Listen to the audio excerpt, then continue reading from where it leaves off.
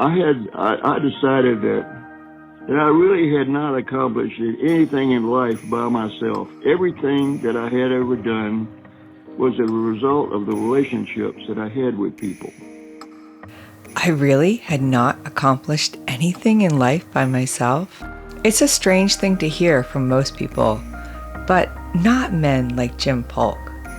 By the time he said it, I had already spent a long time listening to the things he had done.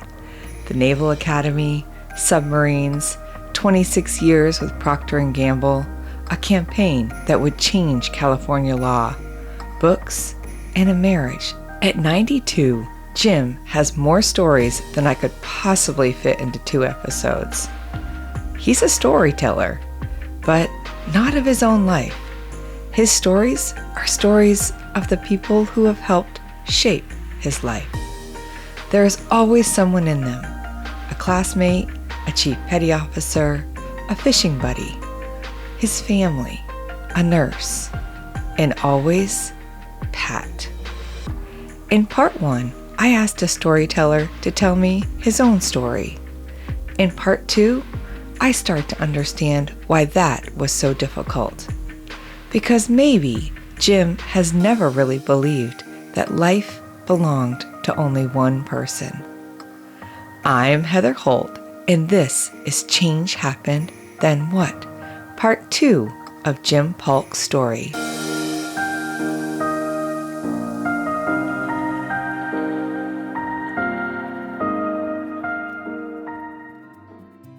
When we left Jim in part 1, he had already lived several lives.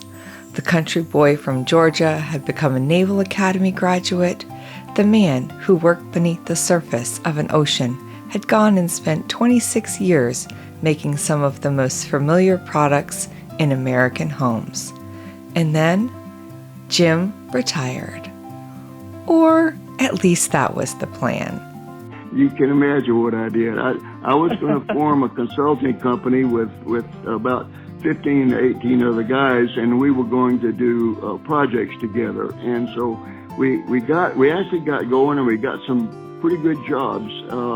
And then there was an initiative to eliminate the gill nets from California waters, and they started it, and it wasn't going well.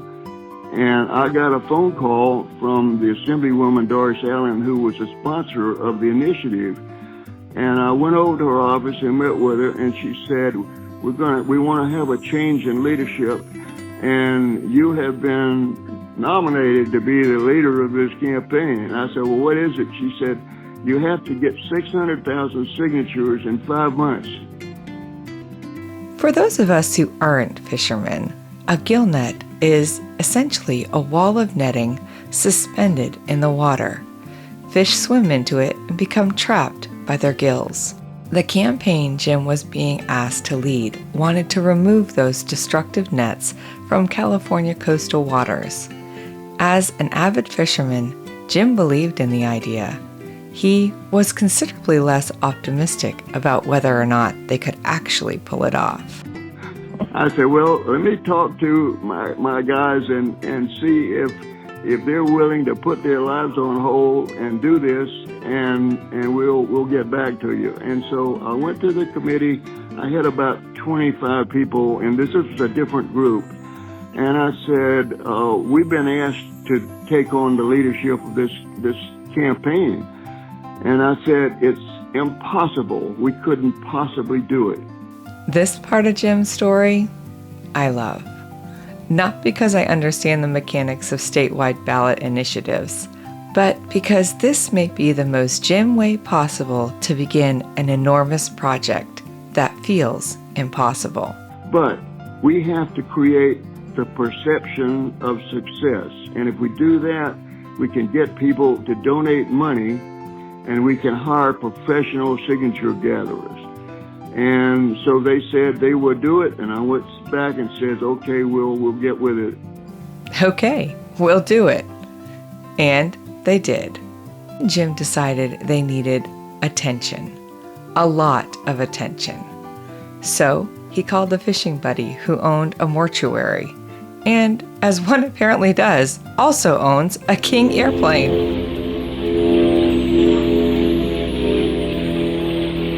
I got a fishing buddy that had a mortuary, and he had a King Air airplane, and I needed a plane that could fly the state of California in one day.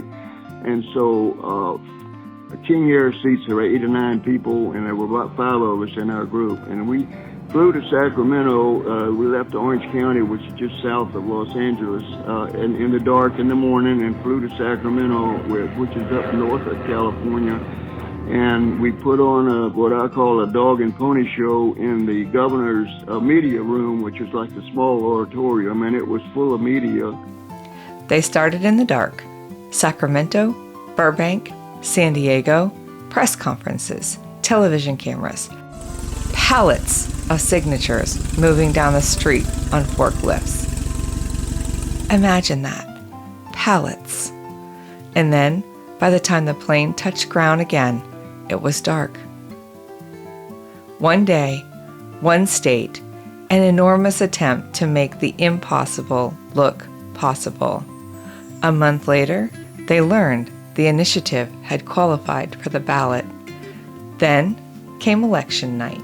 The night of the election in November, we had someone that was very wealthy put on a watch party, and we had a lot of celebrities at that. And, Mickey Mantle was there, George Bishop was there, and a lot of people were there. And and we won 53 to 47, and we eliminated the destructive gill nets from the shores of California and around California islands.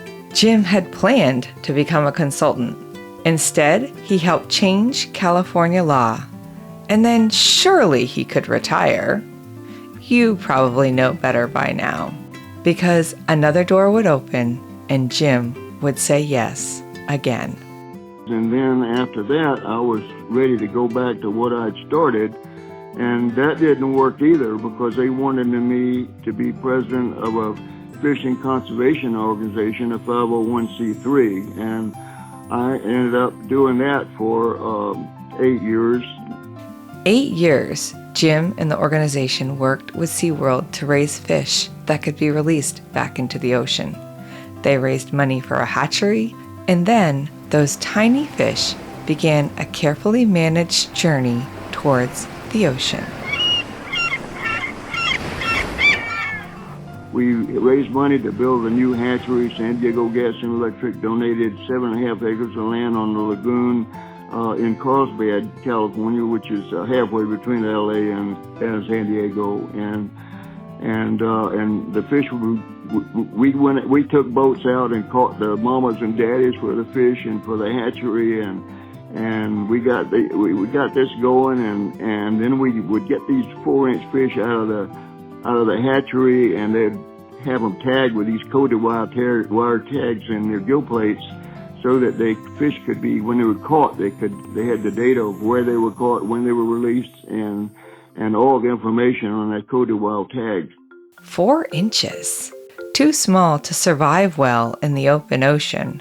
So fishing clubs cared for them in grow-out pens. They fed them, watched them, and waited. And so the 4-inch fish came out and went to a fishing club where they had what we call a grow-out pens, which was about the size of a boat slip. And we put the fish in there, and they fed them and grew them up for about 6 months and got them up to about 10 inches in size, so that we could release them in the ocean. And the survival rate would be 75-80% instead of, if you put them in there at 3 or 4 inches, everything's going to eat them. They're like putting ice cream in the ocean. So they're like putting ice cream in the ocean? Jim can explain marine conservation and somehow still make me hungry. But underneath the humor is something that feels familiar in his story. Taking care of something, giving it time, giving it a better chance. Then let it go into the world. The program continued long after Jim's direct involvement. But we built artificial reef. We wrote legislation favorable to the anglers of California, and in fact, I even had a lobbyist, believe it or not. I hired the lobbyist for the Teamsters, because most of the fishermen are blue-collar workers, and it was kind of a big deal, but it was a lot of fundraising. When you run a C3, you live on the money that you can raise. The reefs remain beneath the surface today, and the work outlived the moment. Earlier in our conversation, Jim told me that relationships are the most important thing in the world. It would be easy to hear that as a nice sentiment, but Jim has receipts, not literal receipts, although at 92, he may have some of those tucked in his wallet too. He still hears from people he served with on the submarine, men who shared a steel vessel under the ocean decades ago, still finding one another in the ordinary rhythm of life. And I'll tell you that all of my chiefs were long gone, and there's still 2 or 3 of the enlisted men that I served with then are still alive, and 3 officers that I'm still in contact with, and we communicate almost every week, and some almost every day. Almost every week, some every day. Someone checks in. We talked a lot about relationships that have changed our lives, but maybe there are also relationships that quietly prove our lives happened. Someone else remembers the younger version of us, the one before the wrinkles, the losses, or before we became whoever we eventually became. They were there, and somehow they are still here. Sometimes it takes slowing down long enough to notice the people, the moments, and changes that have shaped us. And that feels like a good place to tell you about one of Season 3's sponsors, Liminal Luna. This episode is supported by Liminal Luna, a mindfulness journaling app created for the in-between seasons of life. The times when something has changed, but you're still figuring out what comes next. Through gentle guided questions inspired by the phases of the moon, Liminal Luna gives you a private place to slow down, reflect, and make sense of what you're carrying with you. Because sometimes we aren't looking for someone to give us an answer. We just need a little space to hear our own thoughts. To learn more and start your journey for free today, go to liminalluna.com and use code CHANGE at checkout. You can also find the links in today's show notes. Back to Jim's story. And then there's Pat. You met her in part 1, the third of the blind dates. The young woman sitting on the steps of Bancroft Hall, wearing a Delaware shirt so Jim could recognize her. The woman Jim said knocked his socks off. The woman he was married to for 60 years has now been gone for 9. But she is not absent from Jim's stories. Not really. They called her a heartbreaker in high school because she'd date somebody a few times and that was it. She had pretty high standards, I think, and why she married me, I don't know. I used to ask her that, and she'd look at me like I was crazy, but she was the most incredible person that I have ever known, and gosh, what a wonderful, wonderful marriage we had. It was just unreal, and we just absolutely adored one another, and it worked out so well. But she's been gone 9 years now, and I still tell her I love her every day because I do. And because I do. 3 words, no explanation needed. And with Jim, one story about someone he loves usually opens the door to another. And this one begins in Branson, Missouri. Jim and Pat were traveling with some old friends when 2 men came out near a checkerboard in the hotel lobby. Okay, we had her roommate at college and her husband lived in Houston, and we were going to meet them in Branson, Missouri, go some shows and spend a week together. And so anyway, after dinner, John and I came out, sat on the porch, and Nancy and Pat walked around in the gift shop. And two guys came out the door, and one of them says, "Why don't we play a couple of games of checkers before we go?" And I stood up and said, "Hey, take my chair. There's a checkerboard right here." And I said, "Oh, wait a minute. How are you going to play checkers? He's got a white cane with a red tip on it." I said, "I'm going to have to referee this match. This is not going to be fair." Pat's roommate, Nancy, came out the door. She said, "You know who these guys are?" I said, "I don't have a clue." She said, "They are the Platters." The Platters? For any one of you too young to recognize the name, they were one of the defining vocal groups of the 50s. And Jim had just volunteered to referee their checker game. One conversation became an invitation to their show. That invitation became front row seats. And near the end of the evening, one of the performers came down from the stage with 2 long stem roses. And so the show was wonderful. And at near the end of the show, Rooster came down off the stage with 2 long stem roses, and he gave one to Nancy, he gave one to Pat, and he danced with Pat in the aisle there in front of the stage. I can see why Jim remembers it. The theater, the music, the roses, Pat dancing in front of the stage, and Jim watching. But when he finishes telling the story, it isn't really about meeting a famous singing group. It's about Pat. It always comes back to Pat. But that's kind of the way she was. Everybody just, when we would go out to dinner at a nice restaurant in California, people would stare at her because there were always movie stars around, and they all thought she was a star or something. And I know one time I was waiting for the valet to bring the car, and the guy came up to me and said, "Who is that lady you're with?" I said, "That's my wife, Pat." That's my wife. You can hear the pride in it. All of these years later, still. Jim and Pat had 3 children, 2 daughters and a son. Then came grandchildren, and now great-grandchildren. And they're all members of the blonde team.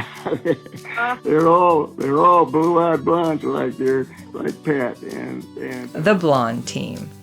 I love that. There's a point in life, if we're lucky, when family photographs begin to hold people who never met one another. Jim can look at a great-granddaughter and see something in Pat.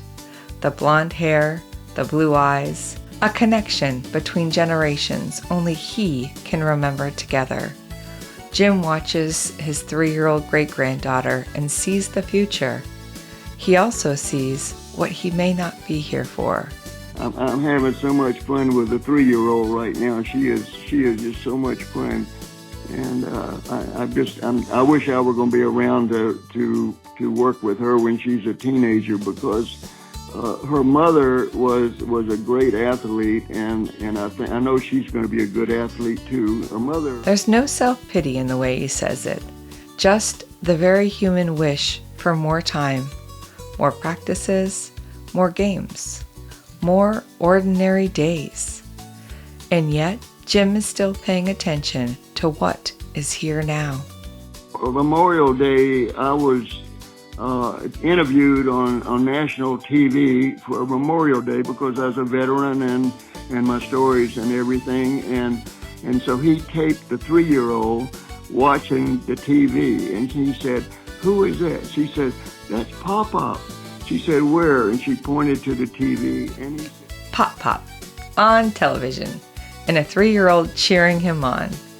There are bigger stages, louder applauses, but I'm not sure there is any better audience than a 3-year-old great-granddaughter.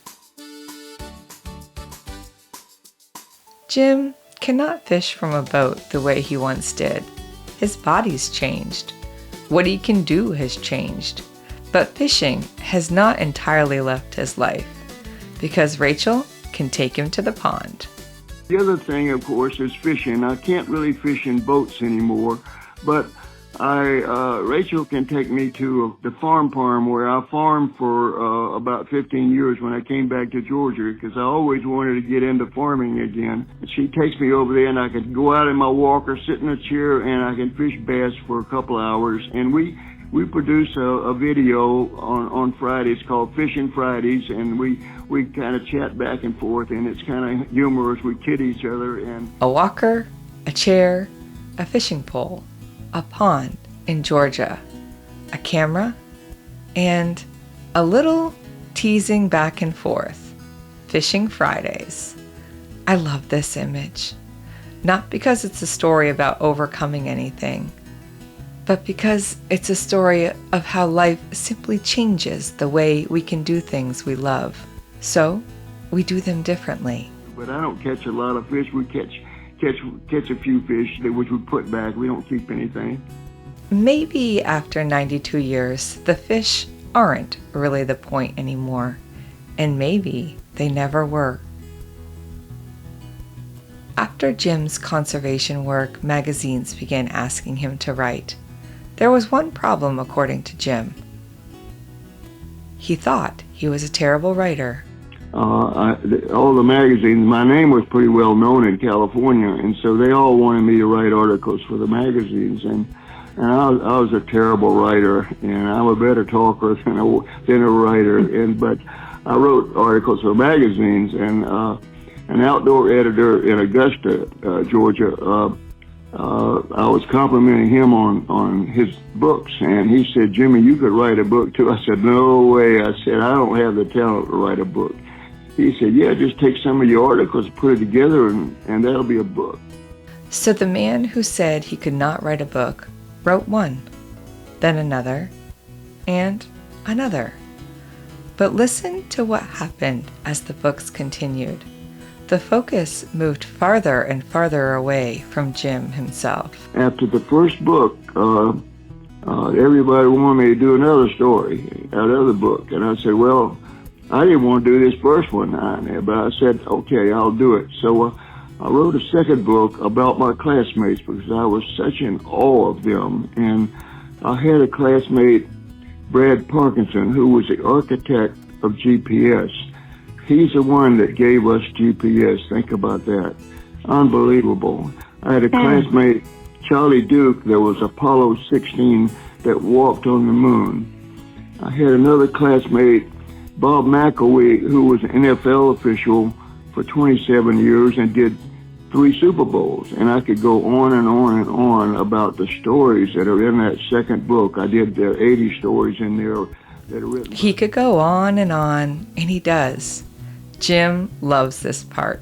The names, the accomplishments, the lives. He had gathered 80 stories written by 59 classmates. And then, after all those years of collecting stories, Jim reached the realization we heard at the beginning of this episode. And then when I finished with that, I decided that I really had not accomplished anything in life by myself. Everything that I had ever done was a result of the relationships that I had with people. And I decided that I wanted to develop that more. I wanted to examine relationships, and that's how I ended up with the third book, was how I found love. I really had not accomplished anything in life by myself. When Jim first said that, I heard humility. But after spending more time inside his stories, I think I heard a little more than that. I think it's how Jim understands a life, not as a straight line of individual achievements, but as a web, one person connecting to another, one story leading to the next, one life changed because someone else was there. And maybe that's why it was so hard to keep Jim talking about himself. Every road, eventually leads back to someone else. And when I finally gave him permission to tell me one of his favorite stories, that is exactly what he did. A baby in a basket. The time was 1933 in a small town called Manchester, Georgia, in the foothills of the mountains there, and Pine Mountain was the basic mountain. And a doctor and a nurse were delivering a baby. And the doctor tells Nurse Ann, he said, "Ann, this baby's going to be stillborn. The mother has been very, very ill, and the baby's not going to survive." And so when the baby was delivered, he handed the baby to Ann, and he said, "Put the baby on the table over there." And she did. And he says, "Now help me. We got to try and save this mother. She's really in bad shape."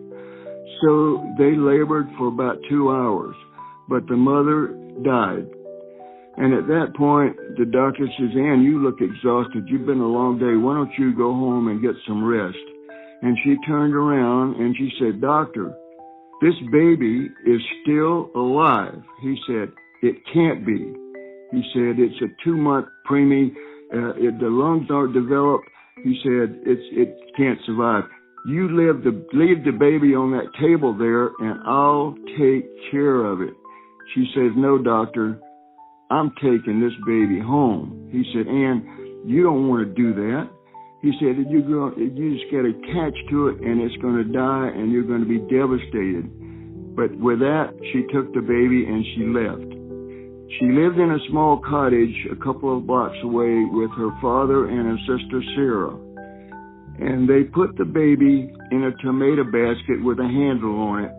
And they put the baby next to the only heat in the house was a wood-burning pot-belly stove. And those two women cut wood and kept that stove going 24 hours a day. And they fed that baby every 2 hours with an eyedropper. That's what they did for about 6 or 7 weeks. And at that point, the baby was still alive and was thriving a little bit. And the birth mother's sister, who lived in Brunswick on the coast, came up to get the baby. And she and her husband, Claude, had no children. So they took on the responsibility of raising this child in the Depression when everything was hard at that time. And that was a big, big responsibility. And they raised this little boy, and they gave it their name, Robert Dean Douglas. And the love that they gave this baby is called agape love, which is the Greek word for love, but it's love in one direction. It's giving love with absolutely nothing in return. But little Bobby grew up and graduated from high school. He enlisted in the Navy and served as in a submariner in New London, Connecticut, and came back after the service and became a successful businessman. The time was 1933. A baby expected not to live. A mother who could not be saved. A nurse who refused to leave the baby behind. And more than 90 years later, he came to Jim's book launch.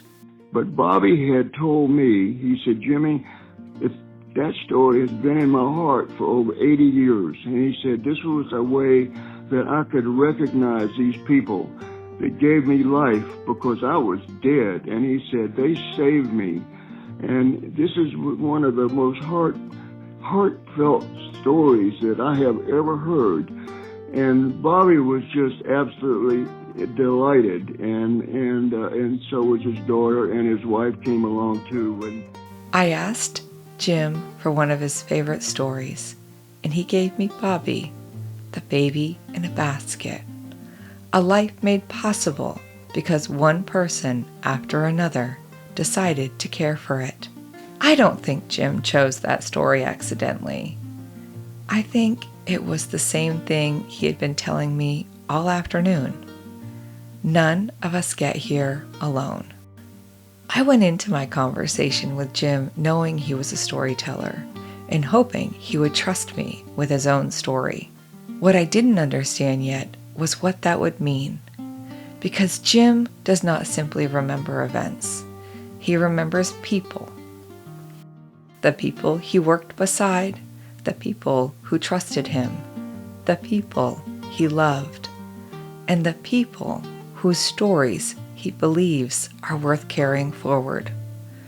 So when I asked him what makes him smile today, his answer was immediate. Everything makes me smile. I'm a very a positive, outgoing person. I love people. After all of those stories, what else could the answer have possibly been? Jim has lost people he loves. His body cannot do everything it once did, but he's still here, telling stories, fishing, loving Pat, still noticing the people around him. And even the books he writes continue finding their way back to someone else. Now, one thing I have to tell you, I don't get any royalties from my books. I donate every penny from my share of the books to charity. And it's kind of my donation to mankind because of all the privileges that I've had in life. This is kind of my way of giving back. It's something that I can do. And if you'd like to learn more about Jim, his stories, and his books, including How I Found Love, you can visit his guest page at changehappenedpodcast.com or click the link in the show notes and go right to his page. Before we ended our conversation, I asked Jim, what wisdom would you leave with us today? My advice is be ready. Be ready because, and the Boy Scout motto was be prepared. I said you need to be ready because maybe the love or the person that's going to be have a great relationship, maybe they're coming right down the road now, or maybe you're going to meet them.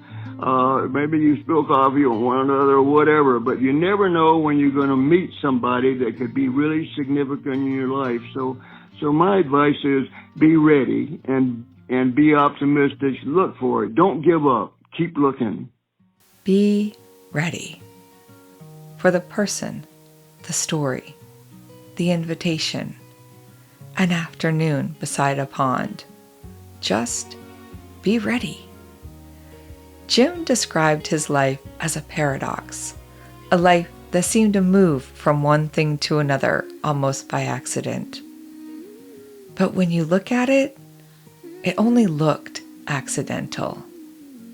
Maybe Jim was simply paying attention, noticing the people who appeared, saying yes when the next door opened, and remembering those who walked through it with him. If Jim's story made you think of someone whose stories you have heard 100 times, or someone whose stories you have not asked for yet, share this episode with them. Send it in a text or that group message you have on your phone. And if you haven't already, follow Change Happened, Then What, wherever you listen, and leave a rating or review. Those small actions help stories like Jim's keep moving from one person to another.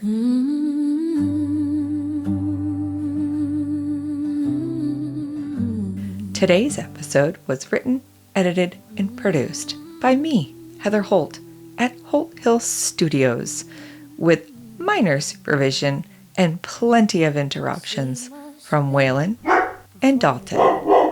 Until next week, I hope you keep finding your way. The river claws through rock and clay before it finds the open bay. The dawn must tear the edge of night to give the world its second light. The oak must strain against the storm to shape its roots and harden form. The heart must break to learn its beat. The loss must burn to make us sweet. The climb must hurt to lift the soul. The fight must forge the shining whole. So welcome, wait and call it grace. No progress blooms the brave.